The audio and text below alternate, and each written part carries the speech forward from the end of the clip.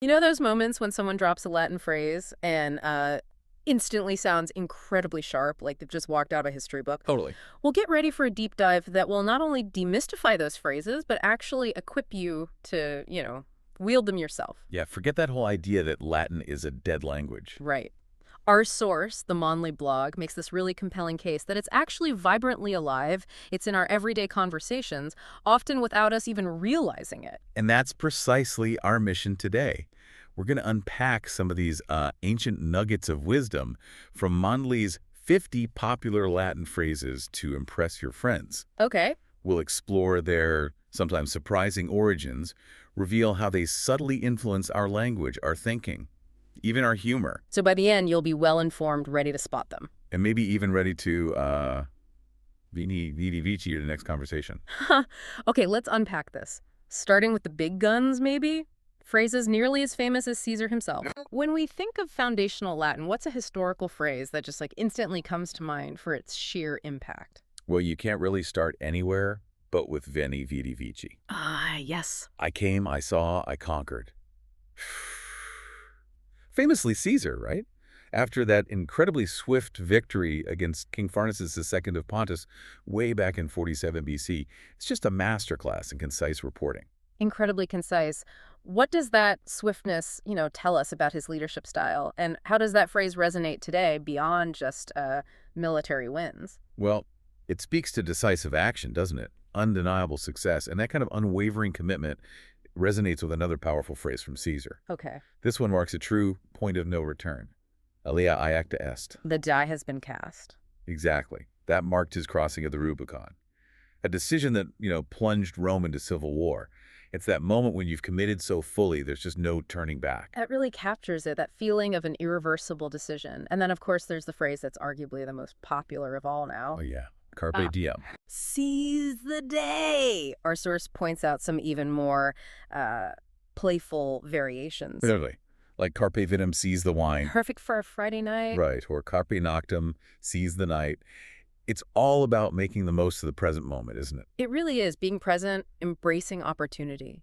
And what's fascinating here is how these ancient sayings adapt, sometimes pretty humorously. Take René Descartes' famous dictum, cogito ergo sum, I think, therefore I am. A huge philosophical statement. Foundational. Totally. But, as the article humorously notes, there's a modern take. Ebo, ergo sum. I drink, therefore I am. Nice. The cheeky. And if you're going to carpe venem or bibo ergo sum, you might want to remember in vino veritas. Ah, in wine there is truth. A bit of a warning, perhaps, for those who might spill all their secrets after a few too many. It speaks to a kind of profound truth about human nature, doesn't it? That under the influence, our, facades often crumble. It's a timeless observation, really. Shows how these sayings tap into deep psychological insights. Absolutely. And speaking of revelations, or maybe betrayals, one of the most dramatic lines from history, or, well, Shakespeare. Et tu, Brute? Yeah, and you, Brutus, or you too, Brutus, uttered by Caesar, seeing Brutus among his assassins. The article notes its modern, joking use, like for a friend's playful betrayal. But there's more nuance, right? I saw in the comments. Yes, exactly. The nuance can also be, even you, Brutus, which really emphasizes the depth of betrayal from someone unexpected. That subtle shift really changes everything. Wow. Okay, so from betrayal to conviction, we have acta, non-verba. Deeds, not words. Yeah. Simple as that. The Latin equivalent of actions speak louder than words. Just, do it, Get on with it. basically. And for expressing absolute, unwavering support for an idea, there's Cato the censor's constant refrain before the Third Punic War, Carthago delenda est. Carthage must be destroyed. Didn't he say that all the time? He literally ended every single speech with it to push for war. But now, it's kind of morphed into this powerful way to express absolute conviction for any cause, really. Fascinating how meanings evolve. Okay, moving beyond the monumental figures, let's look at some common Latin phrases. Stuff you probably hear, maybe even use regularly without really thinking about their Roman roots. Oh, definitely. There are loads. What's a great example of one that's deeply embedded in how we discuss arguments today? Well, one that immediately comes to mind is ad hominem. It's short for argumentum ad hominem. Meaning? To the person. It refers to that rhetorical strategy, where you attack the person making the argument, not the argument itself. It's a really critical concept in logical discourse. Yeah, good to know. It clarifies how we should engage, right, Ah, properly. exactly. Another one you hear a lot, maybe sometimes misunderstood, is quid pro quo. Something for something. Usually describes a favor granted in return for something else. Like, you scratch my back, I'll scratch yours. But there was something in the comments about its original meaning. Yeah, what's interesting, as noted in the comments, is that some interpretations suggest it originally meant something closer to misunderstanding something. It just shows how meanings can shift and evolve over time. That's a really fascinating evolution. Okay, what else? Then there's Deus ex machina, literally God from the machine. The plot device. Exactly. It resolves a seemingly unsolvable problem, often seen as a, let's say, lazy or cheap way to tie up loose ends in a story. Like Arya killing the Night King in Game of Thrones. Some people felt that way. That's a perfect example people often cite. A definite narrative shortcut. And for something that happens for a specific purpose or just for this. We often use ad hoc, as in, an ad hoc meeting or an ad hoc committee. Right, straightforward. And speaking of accountability, mea culpa. Through my fault. A simple, but pretty powerful admission of guilt. We also talk constantly about the status quo. The existing state of affairs, mainly used for social or political issues, right? Yeah. Resisting change. But I remember seeing a contrasting concept mentioned in the comments section of the source. Yes, that was interesting. Someone offered status desiderandus, Which means? the desirable state of things. It offers this really nice counterpoint, hinting at, aspirational states we might strive for, rather than just accepting what is. I love that. An aspirational contrast. Okay, then there's per se. Meaning by itself or in itself, used to describe something on its own, isolated from other factors. Yeah, and your alma mater. Your nourishing mother, Mhm. identifying the school or university you attended. It beautifully illustrates that nurturing role of education. It really does. And for describing things as they actually are versus how they are legally. Right, you've got de facto, meaning in fact, contrasting with de jure, which means according to law. Very useful distinction. And in diplomacy, or maybe just when someone's really not liked, Uh-oh, persona non grata. an unwelcome person. You hear that sometimes. Definitely. And if something is bona fide, It's in good faith. Sincere, genuine, authentic. Like a bona fide offer. exactly. And if something is truly unique, one of a kind, We say it's sui generis. Could you spell that? sure. Suigeneris. It means of its own kind, constituting a class alone. Like, a genius like Mozart might be described as sui generis. Oh, okay. And a sine qua non. That's without which not. Something absolutely essential, like creativity is the sine qua non for writing novels. You just can't do it without it. Got it. Absolutely necessary. Okay, now let's dive into some really cool Latin. Phrases that offer wit, wisdom, a glimpse into Roman realities. Some are surprisingly relatable. Yeah, this is where it gets fun. One that captures a great approach to maybe social critique is castigat ridendo mores. Which means, Laughing corrects morals. It suggests you can, gently correct bad habits through humor, especially maybe with close friends. I like that. Sounds like a kinder way to point out flaws, maybe. Maybe. And for digging into the motives behind, say, unwelcome events, there's cui bono. Good for whom or who benefits? Right. It's similar to follow the money. Suggests you look for the culprit, or at least the motive, in the person who stands to gain from whatever happened. A classic investigative question that definitely indwells, and for those little everyday annoyances. The Romans had me vexat paid. It annoys me at the foot. What does that mean? It's like a pebble in one shoe. A trivial but persistent nuisance. It creates such a vivid, almost comical image of minor irritation, doesn't it? He really had a way with words. And what about trying to do something impossible? For that, we have the brilliant mulgere hercum, Which is? to milk a male goat. It perfectly illustrates a completely futile effort.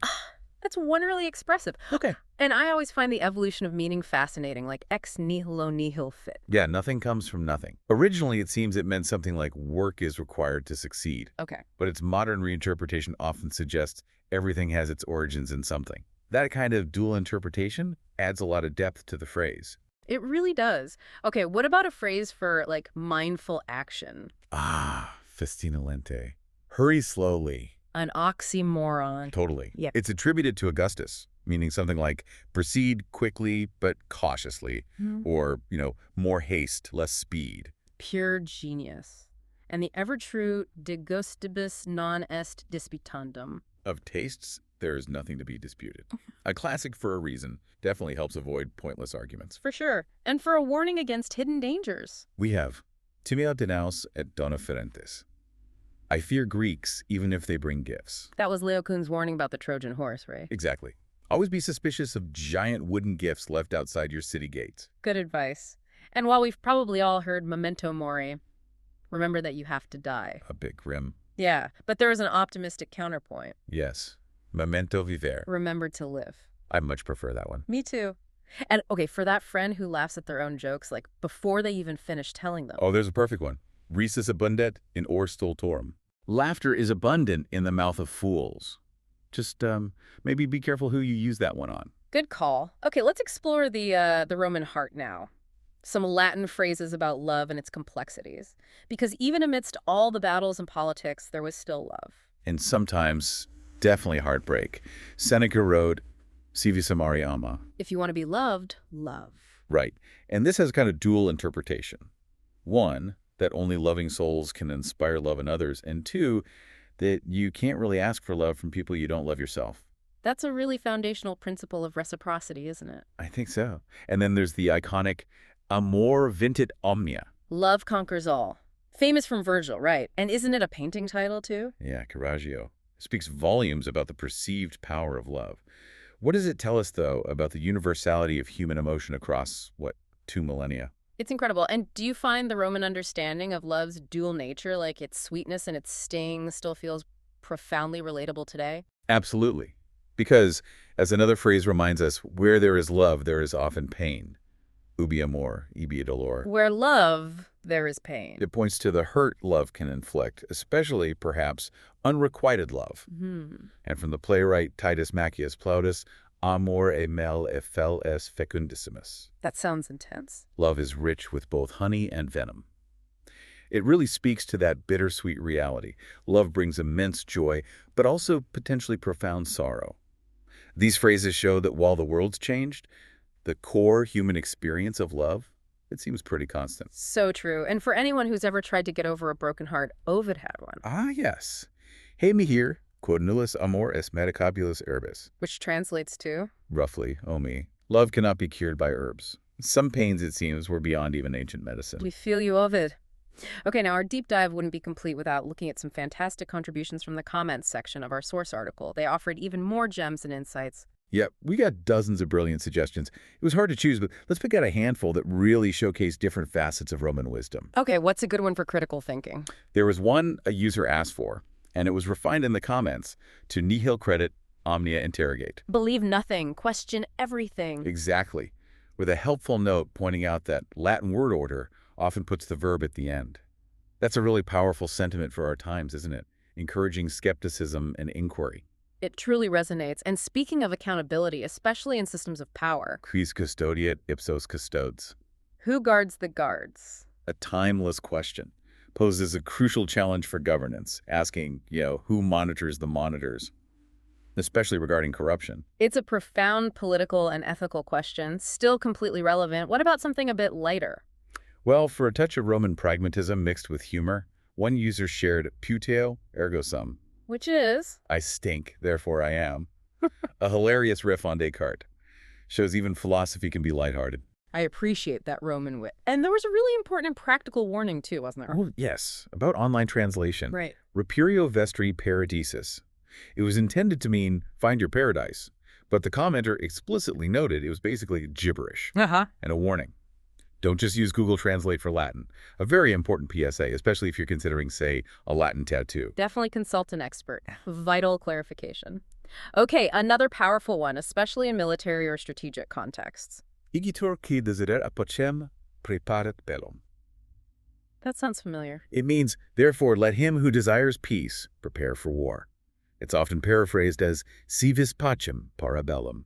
If you seek peace, prepare for war. Ah, famously used by John Wick. That's the one. Yeah. It really highlights that strategic mindset of always being prepared. Always prepared. And another profound observation from the comments. Quando complexus explicatur apperit simplex. Okay, break that down. When the complex is explained, it appears mundane.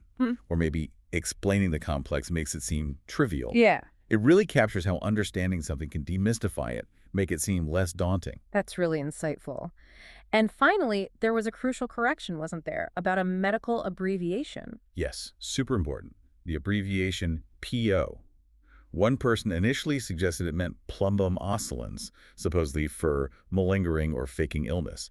Okay. But the correct interpretation, as pointed out, is actually per os. Meaning by mouth, Yeah. like taking medication orally. Exactly. Vital to get those medical terms right. Absolutely. A vital clarification for medical professionals and patients alike. Okay, so, wow, we've journeyed through ancient battlefields, philosophical musings, daily annoyances, even matters of the heart, all through the surprising lens of Latin. Let's talk about why this supposedly dead language actually matters so much today. Well, one clear benefit, as we've kind of touched on, is just a significant vocabulary boost. Learning Latin phrases is a fun way to expand your own vocabulary and, importantly, understand the origins of countless English words. Latin is, after all, the common ancestor of Romance languages and hugely influenced Germanic ones, including English. That deep dive into word origins is incredibly illuminating, isn't it? And Latin also has this undeniable professional relevance. Absolutely. It influences fields like law, medicine, science, music, theology, philosophy, art, literature. Its use offers precision and, crucially, continuity across different eras and jurisdictions. That continuity seems really important for universal understanding in specialized fields, right? Gives them a timeless quality. Precisely. And many scholars also believe that the process of learning Latin actually sharpens the mind. It cultivates analysis, attention to detail. It can improve overall mental acuity. So it's not just about what you learn, but how it trains your brain. Plus, as we've seen, Latin is just rich in mottos and life lessons. It genuinely enhances your life experience, wouldn't you say? I think so.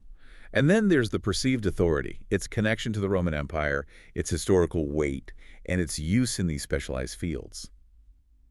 It gives Latin a certain gravitas, a sense of timelessness. Yeah, it imbues communication with a certain weight, doesn't it? Commands attention. It really can. And, let's be honest, there's the coolness factor. Yes. As the source mentions, dropping one or two cool Latin words here and there will add at least 50 points to your coolness level. Be mindful, right? Avoid using them ad nauseum. Oh, definitely.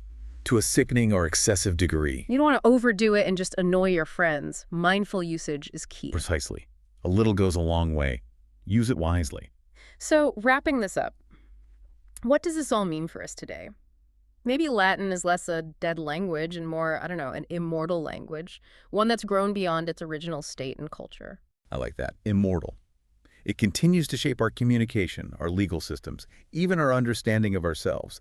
The enduring power of these phrases lies in their ability to capture these universal truths, these human experiences that transcend millennia. Yeah. They're not just archaic relics. They feel like living threads woven into the fabric of our modern world, still offering insights into human nature and, well, the complexities of life. So the big question for you listening, how do you think these ancient words will continue to resonate and maybe even transform in the centuries to come?